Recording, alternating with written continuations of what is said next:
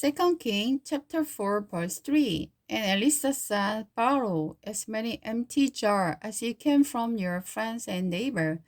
Then go into your house with your sons and shut the door behind you. Pour olive oil from your flask into the jar, setting the jar aside as they are filled. So she did as she was told. Her sons brought many jars to her, and she filled one after another. Soon every container was full to the brim. Bring me another jar, she said to one of her sons. There aren't any more, he told her. And then the olive oil stopped flowing. When she told the man of God what had happened, she said to her, now sell the olive oil and pay your debt, and there will be enough money left over to support you and your sons. Elisa and the woman from the Sunem. One day, Elisa went to the town of the Sunem. A wealthy woman lived there and she invited him to eat some food. From then on, whenever he passed that way, he would stop there to eat. She said to her husband, I'm sure this man who stops in from time to time is holy man of God.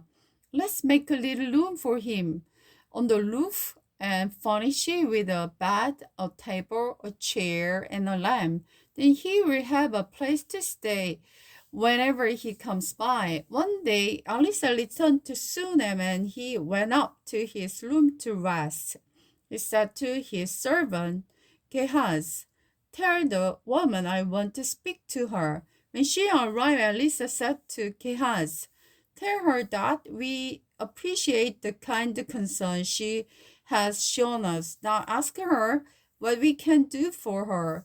Does she want me to put in a good word for her to king or to the commander of the army?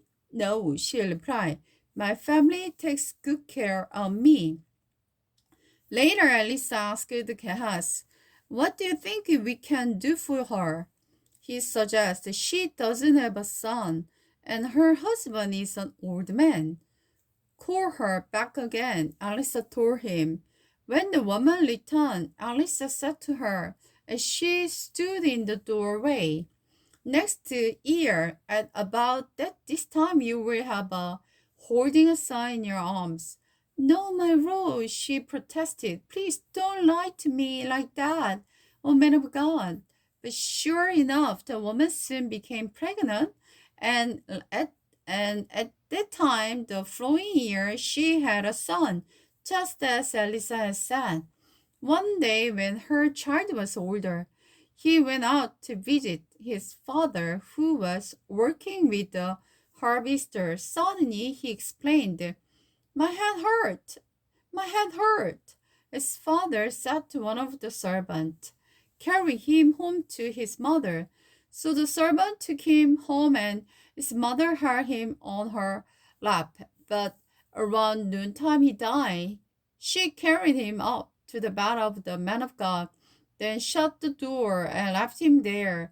She sent messenger to her husband, send one of the servants and a donkey so that I can hurry to the man of God and come right back. Why today? He asked. It is neither a new moon, festival nor a Sabbath. She said, it's all right. She added, saddled the donkey and said to the servant, hurry, don't show down on my account unless I tell you to. And she approached the man of God at Mount Carmel. Elisa saw her in a distance. He said to Gehazi, look, the woman from Sunem is coming. Run out to meet her and ask her, is everything all right with you? With your husband and with your child? Yes, the woman told Gehazi. Everything is fine, but when she came to the man of God at the mountain, she fell to the ground before him and caught hold of her feet. Gehazi began to push her away, but the man of God said, leave her alone. Something is troubling her deeply, and the Lord has not told me what is it. Then she said, It was you, my Lord, who said I would have a son. And did I tell you not to raise my hopes?